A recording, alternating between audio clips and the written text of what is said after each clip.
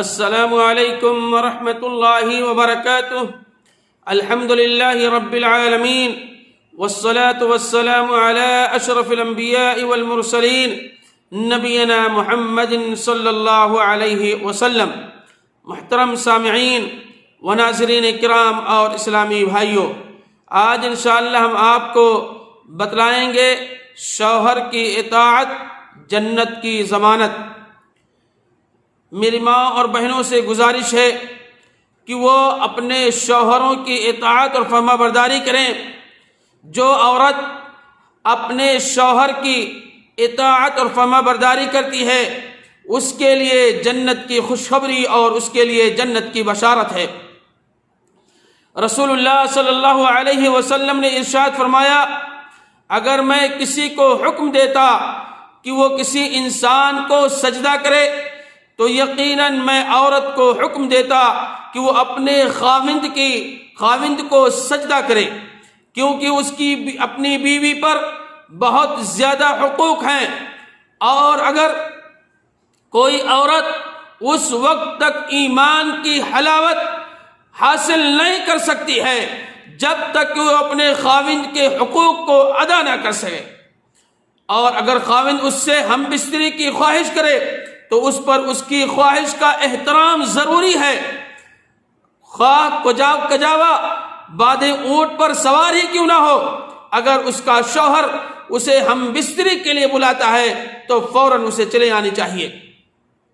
دوسری ایک حدیث کے اندر آتا ہے، اگر اس کا شوہر ہم بستری کے لیے یا بستر پر بلائے، اگر وہ عورت نہ آئے، رات بھر فرشتے اس کے لیے لعنت بھیجتے رہتے ہیں۔ اسی طریقے سے آپ صلی اللہ علیہ وسلم نے ارشاد فرمایا، کسی انسان کو یہ اجازت نہیں کہ وہ کسی انسان کو سجدہ کرے۔ اگر کسی انسان کو سجدہ کرنا روا ہوتا تو میں عورت کو حکم دیتا کہ وہ اپنے خاوند کو سجدہ کرے۔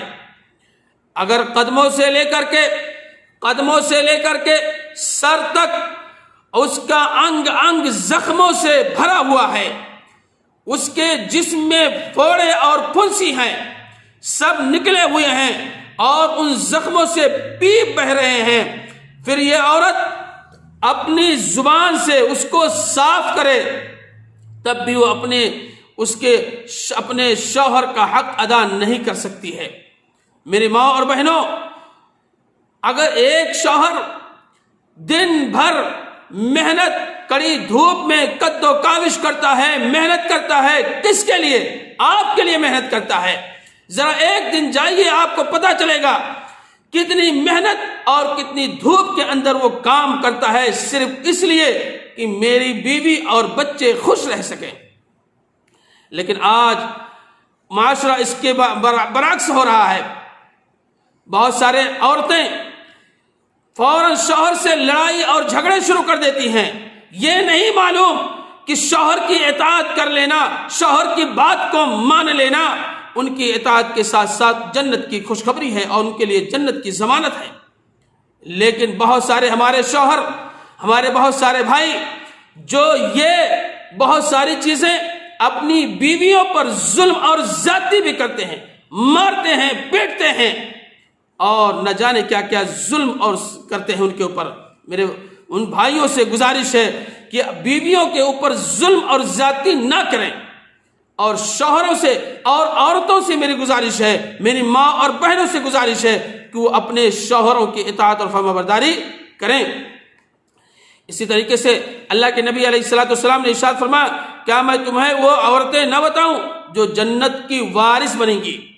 ہم نے کہا کیوں نہیں اے اللہ کے نبی جناب محمد رسول اللہ صلی اللہ علیہ وسلم، ضرور بتائیے۔ تو آپ صلی اللہ علیہ وسلم نے فرمایا، ہر وہ عورت جو کثیر الاولاد ہے اور اپنے خاوند سے ٹوٹ کر محبت کرتی ہے، بے انتہا محبت کرتی ہے اپنے شوہر سے، اور عورتوں کو چاہیے کہ اپنے شوہروں سے بے انتہا محبت کریں، اتنی محبت کریں جس کی کوئی انتہا نہیں۔ میرے بھائیوں، اگر اتنی محبت کرتی ہے تو اس کے لیے جنت کی خوشخبری ہے، اس کے لیے جنت کی بشارت ہے۔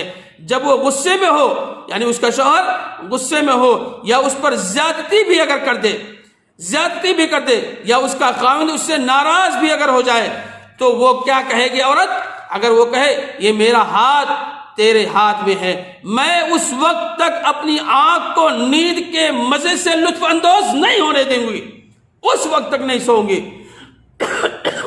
جب تک تو مجھ سے راضی نہیں ہو جائے گا، یعنی میں اپنے شوہر کو جب تک راضی نہیں کر لوں گی جب تک میں سوؤں گی نہیں۔ آج اس کے برعکس شوہر ناراض ہو گیا، بیوی دوسرے کمرے میں مزے لے کر کے سو رہی ہے۔ میرے ماں اور بہنوں، اپنے شوہروں کو ناراض نہ کریں، آپ ان کو راضی رکھیں گے، اللہ کے نبی علیہ السلام نے فرمایا ان کے لیے جنت کی خوشخبری ہے۔ اسی طریقے سے ایک حدیث کے اندر موجود ہے، اللہ کے نبی علیہ السلام نے فرمایا ایک عورت اگر 4 کام کر لے اس کے لیے جنت کے 8 دروازے کھل جاتے ہیں، جس سے وہ داخل ہونا چاہے وہ داخل ہو سکتی ہے۔ وہ رمضان کے روزے رکھ لے، اور دوسری نماز کی محافظت کر لے، اور تیسری اپنی عزت و آبرو کی حفاظت کر لے۔ یہ 3 کام تو آسان ہے۔ چوتھا کام پیارے نبی علیہ السلام نے فرمایا وہ یہ کہ وہ اپنے شوہر اپنے خاوند کی اطاعت اور فرما برداری کر لے، جنت کے 8 دروازے سے اللہ رب العالمین کل قیامت کے دن کہے گا جس سے تو داخل ہونا چاہے داخل ہو سکتی ہے۔